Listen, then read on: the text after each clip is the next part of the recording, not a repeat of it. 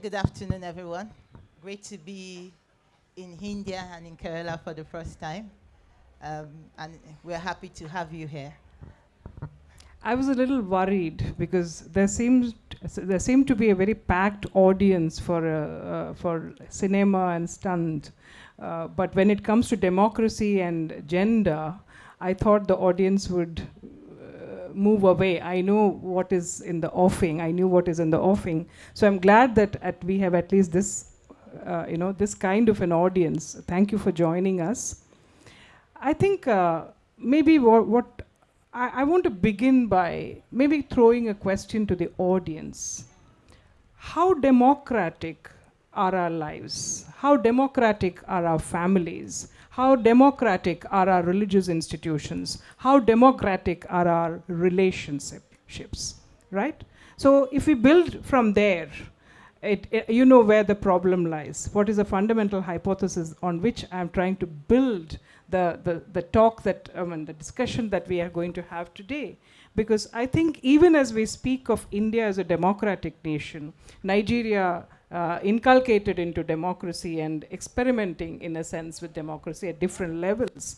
But at the same time, when we speak of democracy at the macro level, at micro levels, what kind of democracy are we all installed in? Where are we situated vis-a-vis such democratic practices? I think that's where I would like to begin from, Motunrayo.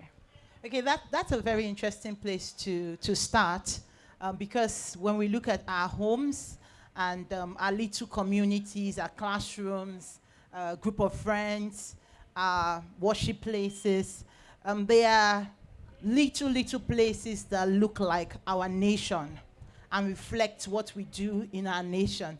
So I make an example of myself, for instance. I grew up in a home where, yes, it was quite patriarchal. My father was the head of the home, but my mom was a working mom. However, together, they raised children who they raised democratically, so to speak. So in my language, we have something that we call, I'll say it in my language, omokonibe, which is one child within earshot. Who is the child around? And when you hear a parent say that, you're supposed to run and go to that parent and ask what they will have you do. So when my parents say that, whoever shows up, whatever the task, you are going to have to do it. If you are a man and you show up and it's a cooking task, you will be the one that will cook. If you're a woman and you show up and it's to go to the attic to bring some things down from the roof, you are the one that will have to do it. And I believe that that upbringing helped me to see life as everybody is equal because we were all made to do the same thing, raised the same way, whether we were male or female. However, by the time I got to the university, I found out that that was not the upbringing in every home. I saw that the men would sit down and even though I was their classmate, I didn't get sent on an errand. I think I didn't have a friendly face. but for many other ladies, the guys will sit down and they will say, oh, we want to eat. So the ladies are running here and there and trying to feed them because of sociology. And because when we go to our worship centers, when we go to the market, wherever we are in society, that is reinforced. And that goes up into politics. It goes up into economy. It goes up even into the leadership of the media. And, it goes on into how we frame ourselves and how the girl child will see herself and how the male child will see himself in society. Thank you for that wonderful, insightful, talk about your own childhood. I was thinking I was brought up outside Kerala. And it was a very democratic institution. My own family and my upbringing in that sense was very similar to yours. But when we came down to Kerala, things shifted because I realized that even as ours is a matrilineal society. At one point of time, in the last century, many of the communities that we're talking about today were all matrilineal. But even within matrilineal, as we come down in history, you see how patriarchal matrilineal itself became. So that's historical. But then Kerala has also very many ways by which gendering practices and undemocratic practices come up within the family. So I think that the debate that we are having today begins from that nucleus of how undemocratic families are. Now, we are in an age where we've just come out of, maybe we have not even come out of the pandemic, but I still remember a student in my class in the University of Kerala, just close by, telling me that, when the pandemic struck and we were all talking about work from home and study from home, the home itself is undemocratic. So there were students who told me, ma'am, could you please wind up your classes by 12 o'clock? Or can you give us a break? Because we need to serve the family their lunch. So you see how the same child sitting in a class, it's not a child, it's an MA class. The same young man or woman sitting in my class had different ways in which, different sets of expectations from the family. So even as we talk about democracy as a larger, maybe liberating practice, I'm reminded of E.M. Foster, 2 cheers for democracy. It doesn't deserve a third cheer. Because it deserves only 2 cheers. So everywhere we look around us, if our relationships are not premised on democratic practices, then the larger philosophy of democracy that we seem to be talking about, I think fails. So I don't know whether, as you came here to Kerala, what are the practices that most fascinated you coming from Nigeria? Did you look at our billboards? Did you see women decked up all in gold? Did you see the kind of sartorial politics, the politics of dress that we have another session in the afternoon on that? And in Kerala, people continue to debate about what women should wear. So which democracy are we talking about? Whose democracy? Well, I flew in through Mumbai, and I have never seen so many men in my life in one place.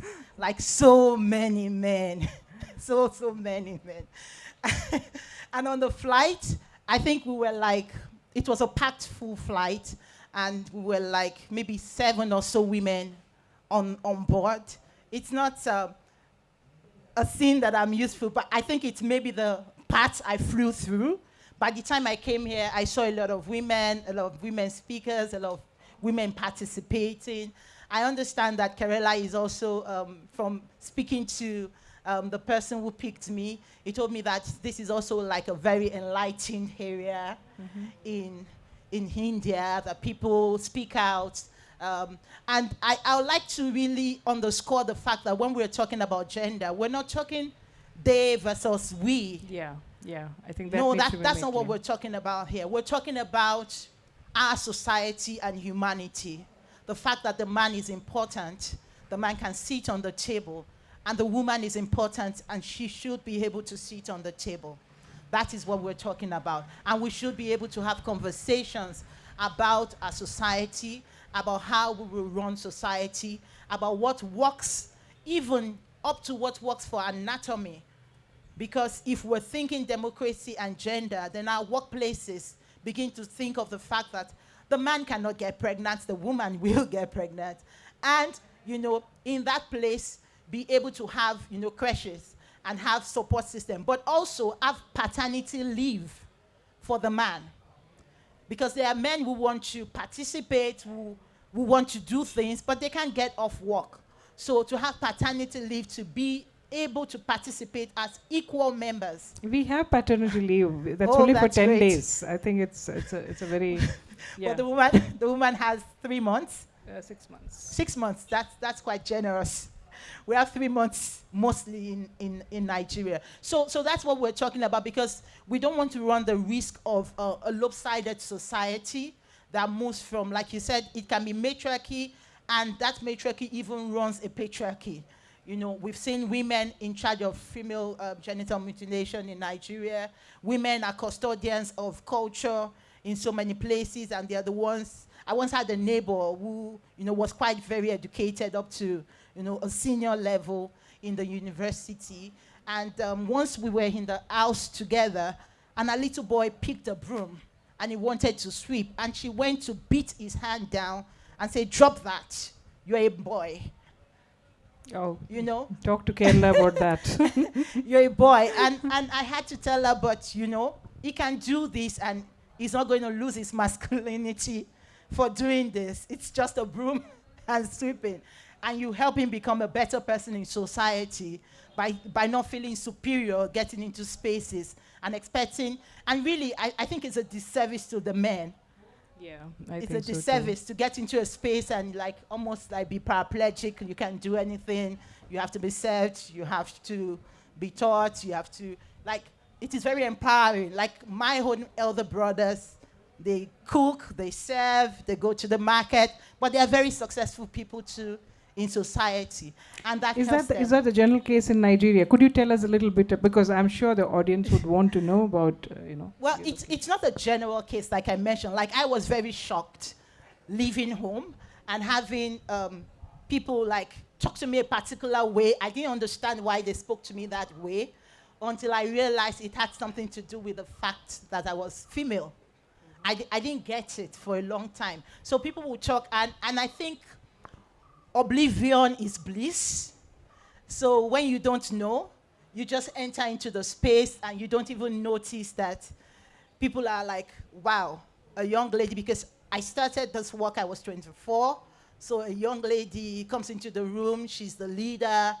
There was something about that, but I didn't know. And I've always been like small groups leading. I didn't understand, my parents did not point it out that there was something about it. But society expects you. And I think that as society becomes more digital and people, more women are getting educated, it is getting better on some ends, but it is also getting worse on other ends.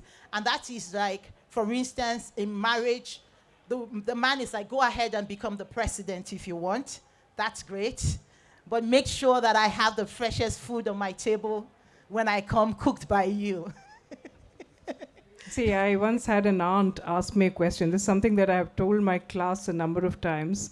I had an aunt. We were talking about Indira Gandhi and how, you know, we have we have tokenized this whole thing about certain leaders being women, and we say that India had women leaders. But how many actually come to the forefront? So there was this aunt of mine from Kuttanad who asked me, does Indira Gandhi know how to make avial, you know? If she doesn't know how to make avial, what's the whole point? Avial is just, it's a signature dish in Kerala, which we serve with lunch. So if she doesn't know that, what kind of a woman is she? No matter what, you know, even if she becomes a prime minister, does it really matter? So I think that brings me to the question I wanted to raise again.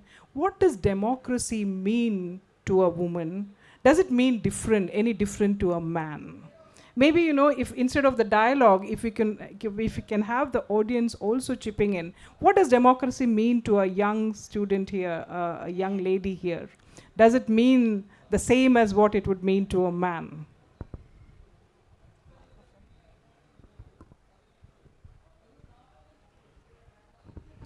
Is there a difference? Anybody?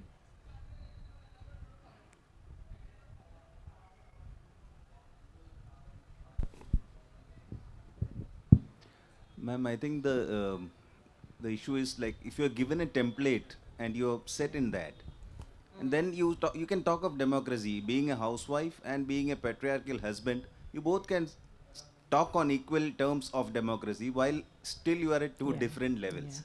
So it's what template you are given, like same with the caste kind of system. Everybody talks the same egalitarian things outside, but when they go back, they get back to there. So I think what template you are born with and you are raised in, groomed in matters. I think the problem here is that we are fiercely guarding the templates. We do not allow templates to change. We do not allow questions to be raised around templates.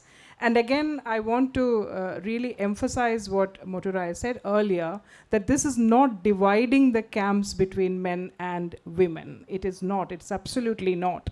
I think it is about a participative society where we can have interactions on equal terms. And the point that you raised is extremely important, because once we move out, and I'll talk about a little bit about Kerala. Kerala, everything is correct on the surface in the public sphere. We talk politically correct things. We are never politically incorrect. Outside is perfect. It's picture perfect. But the moment we step into our homes, we decide that that is for the public. The private is extremely, it's a space where no public scrutiny can ever come in. And therefore, we are free to do and establish the kind of hegemonies, establish the kind of powers that, maybe maybe legitimized by religious institutions, maybe legitimized, as he said, by caste. So nothing can be questioned within the precincts of the home. But then the problem is also that it stabilizes a template. The template needs to be questioned at home, and if children are not taught to question see, a student comes to me when she or he is 20. There is not much I can do with that student at that point of time. So the upbringing that we give our children at home, boys or girls, I think that sets the template, and if the template doesn't change at home, changes are difficult. Yeah, and talking about templates, that's a very important issue that you raised. I think it's also important to underscore the fact that democracy is about the power to choose and the power to participate. And so there shouldn't be like strict templates. Homes should be able to have the liberty. Like we do a Report Women program where we train journalists, female journalists to be leaders of the newsroom. And one of the things that we tell them is that you have the right to choose, and do not judge people for how they choose. So in a particular home, a husband and a wife can sit down together and agree that, we need to do this as a family. And so for this number of years, I need to do this, and you need to do this for us to stabilize. That is how democracy works. And they can choose that. And another family can say, both of us are working at the same time, and this is how, we meet our needs as a family. So that power to choose and not insist that, no, if the wife works, this is how it goes. For instance, I am here. I have 3 children who are in boarding school, who are, secondary school. And I have one who is 5 years old. So yes, she's at home with her father. I think the problem with choice is that the lack of choice again stabilizes templates, right? If a girl or a boy in this audience is given the choice of choosing their partner, caste will not stand in Kerala. The kind of overarching capitalist invasions will not stand, because you will not want your big fat weddings. You will want to live with the person you choose to live with. And that is something that you will go after the calling of your heart. It might not be based on caste at all. So look whose choice it is to stabilize it. If caste has to be stabilized, if class has to be stabilized, then you people should not be given choices. If you're given choices, you will choose differently. So even this literature, Festival of Literature, is so participatory, because I think in our educational institutions even, you don't have a participative, democratic kind of public space. That's the reason why students flock to literature festivals and film festivals. I often hear the question of, do they read? Then why are they going to literature festivals? Are they really cinema literate? Why are they going to the film festivals? They come for this space. They come for a democratic space of choice, of celebration, of mutual relationships that are not always under surveillance. And this surveillance, I think, is killing our democracy. The surveillance practices, especially with the coming of the pandemic, even the classrooms began to be surveilled. The kind of surveillance, and people were all happy because parents thought, you know where your child is. And parents started participating in classroom discussions, They wanted to know what the teacher was wearing. Remember the blue sari teacher, army and all that.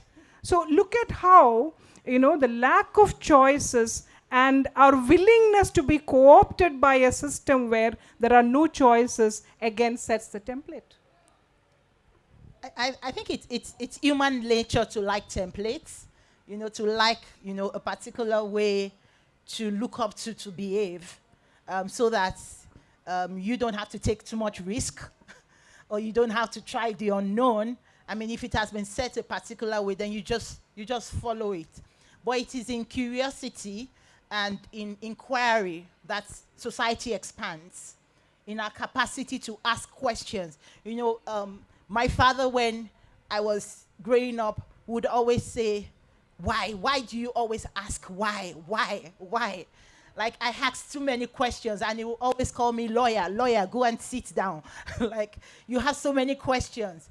But it is in that I was able to learn about my society, understand why people behave a particular way, appreciate culture, because, culture and religion, they are the big elephants in the room when we talk about equity between men and women. We don't want to talk about them so much. They are very important, they are good, but there are some parts of culture and religion that restricts us. So it is in being able to build political leadership and, leadership in organizations that are able to ask questions and say, why do we do this thing this way? For instance, for the Report Women program I spoke about, when we talk to media owners, we did a research in Nigeria about leadership of the media in Nigeria, and we found that was in 2017. We found that some media houses had all male boards, like total men clubs. And, some media houses had maybe one woman in their management. And we asked the editor-in-chiefs and the media owners why. And most of them said, honestly, we just were not thinking about it. It just did not occur to us. And I said, that is the problem. When you want change, you have to be intentional.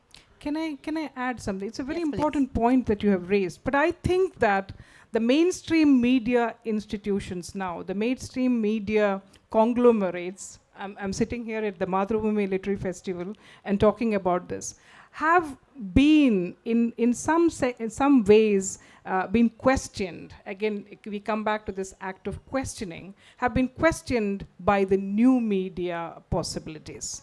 So women here, young women, older women, women who could never think of getting media spaces have begun to post their stories online. Yeah. So the digital, in a sense, has democratized the possibilities of, maybe offering choices, writing your stories onto terrains that, maybe have far more access, the possibility of far more access than maybe if you get published in one of the newspapers. So that possibility has been opened up by technology. Yeah. And I think each and every person here should grab that opportunity to write yourself, to write your stories and, your choices and perspectives into a media that in one sense, again, upsets the template that we were talking about earlier. This is the way to question. And if each and every small space that you get, grab them, grab it and begin to question the template. If we don't, then these are the only spaces where you will have the possibility of free interaction and choices. Let us expand such spaces. Let us expand the spaces of our literature or film festivals into, public domains, into public spaces, as also into private domains, into our own homes, where this whole tendency to question things, I think, can be nurtured. Yeah, totally. So I agree with you. So in terms of two things that I found that are very useful as we move on, talking about democracy, human rights, and, gender, but really talking about men and women participation, is that we need to engage. And we need to engage with an open heart. We need to engage understanding that both the man and the woman were socialized from childhood. Not quite a fault of any of them. Because sometimes when we approach it, we're like, oh, maybe the men are to blame. Well, when they get older and they're not asking questions, we need to say, well, now you're old, you can think about this by yourself. But socialization is so powerful. So that with engagement, we have a lot of empathy towards people. Like sometimes many people write me and they say, Mr. Alaka. You know, I get a lot of mails, Mr. Alaka, because the assumption is that if you are that age and you hold that post, you must be a man. And I don't get angry. I just empathize. I just empathize because it's sociology, it's powerful. And I don't correct too. I just reply. I think, Motunrayo, the point is also that you talked about politicians. I think yesterday, one of our writers, Zakaria, talked about how politicians are not the issue, the people are the issue, right? Mm-hmm. So if you are not informed in your choices, if you refuse to take up the democratic possibilities that the Constitution has given you, who can you blame? There are, when we were talking about women's rights, India, we all received it on a silver platter in 1947. We have equal rights. But we have also taught our women, we have also taught people from marginalized sections not to take up their rights. So it has been a taming of, constitutional possibilities so that you don't raise questions. I think the time is high where we need to muddy the system, where we need to, make it a little bit more messy by asking questions. And if at all we don't take up the choice that, the Constitution gives us, the privileges that the Constitution gives us, structural violences will disrupt democracy. Now, the reason why I say, I always come back to this very interesting piece that Tabish Khair wrote when the Delhi gang rape happened. When the Delhi gang rape, it's an infamous instance of what happened in India with regard to, public participation of women. So at that point of time, a young girl was raped at 11 in the night. So at that time, Tabish Khair wrote an article in Delhi. And Delhi, the bus incident. Yeah, the bus incident. Yeah. He wrote an article where large numbers of men and women were pouring out into public spaces. They were lighting candles. There were candlelight vigils for Nirbhaya, as she was called, at that point of time. And Khair had a very perceptive piece where he said that you come out, you light candles, that's perfectly fine. But if you go back, and if the shirt that you're wearing and the jeans that you're wearing is being still washed by your mother or your wife or somebody else, the structural violence, you talk about rape as one kind of violence. There are other structural violences that you are participating in on a day-to-day basis. So there are multiple rapes being committed, not the sexual rape. There are multiple rapes being committed in our intimate spaces that we need to question. And what has happened, and I too am part of the system where education has not really taught the girl child to stand up and ask questions. When we pack their bags for school, even from the primary classes, we pack a lot of what we call adakavum, odukavum into the bags, because they just don't carry textbooks. They carry adakavum, odukavum into the classrooms. They carry silences, which are nurtured. And then at 21, we say, you are living in a democratic country and you can cast your vote. That is when you will vote for bad leaders. That is when you will vote for power. That is when you will vote for dictatorships. So this kind of an informed choice should come right from the time when we think of the institution of family. I think two people, a man and a woman, decide to set up a family. I think from there onwards, this impulse to democracy, this desire for democracy should be the impelling spirit behind that desire, right? Yes, totally. And talking about disruption, so there's this disruption that happens because people get frustrated and they want to fight, and they just decide to explode. But there's disruption that we can intentionally do, which is from inquiry, from curiosity, from asking questions.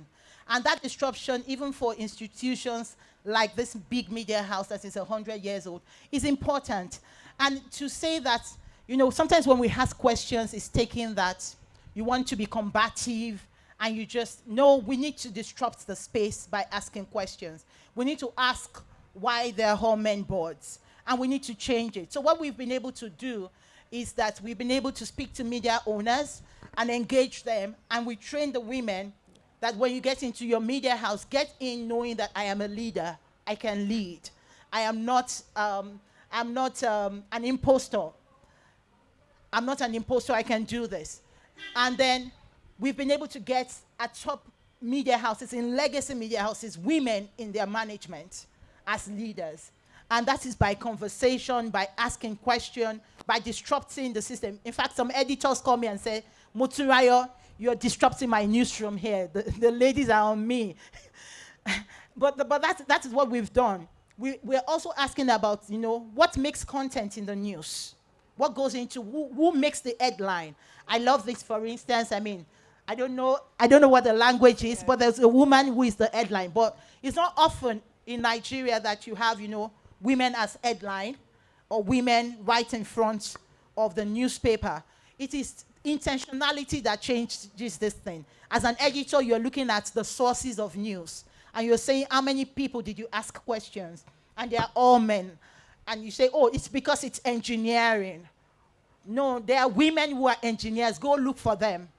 And we are also building like databases of sources of women in society. But we're also careful as we build the databases, because mostly the people there are going to be elites. So, they're going to be elites because sometimes we don't know about the people in the interiors who are doing amazing things and who media can learn from. But we admit that what we're doing is imperfect. But let's start from there and let other people contribute into it. So I believe that the more that we have this type of engagements, the more that we all talk to one another, and the more that we all understand that democracy is about us, not about one person, and notice the patterns, like, are there, even in my newsroom, in my own organization, I was saying once, I said, oh, now we have 50% women and 50% men in this place. And the guy said, no, Motunrayo, there are more women here. There are more women in this place than we have men. And I had to also notice that the organization was tilting. But I told them, I'm helping to pay off for all men boards that we have in the world. Having more women doesn't mean anything, actually. Absolutely. They could think, I have met many women who are much more patriarchal than men. They have been schooled in patriarchy, and that is the problem. So having more women does not really mean anything. I agree. Motunrayo looked at this picture of Vani Jairam. She's a very famous singer who passed away, a favorite singer of mine. But the title is very important. Manasil Madiyil Iniyurangu. I would say, Arade Madil Urangade Uneru. Get up, wake up, because there's a very famous question that a feminist theoretician said. The title in English. You continue sleeping in our hearts and on our laps. It's a lullaby that she sang at one point of time, so they've just taken it. But I'm trying to expand that and say that, once you wake up, once your education wakes you up, you will not be able to go to sleep. If your education is not waking you up, it is not education. It is not education. I agree. So, can we take some questions? No, I would love to hear questions, but just to emphasize the point you make about more women in numbers does not mean more women in participation. I think what changes that is orientation. Again, intentionality is very important. Not to assume, because the anatomy does not determine what is in the mind. I have seen more men who are like, more women should come in, enable more women. And I've also seen women who are like, no woman here, like the single, I am the only one there story. I'm the only one that made it. So we need to teach it. We need to inculcate it. We need to say that if you have the power, the space, then it is an opportunity to broaden that space of participation and engagement for everyone. We've also heard men say that women are women's worst enemies. We are better, we deal with women better.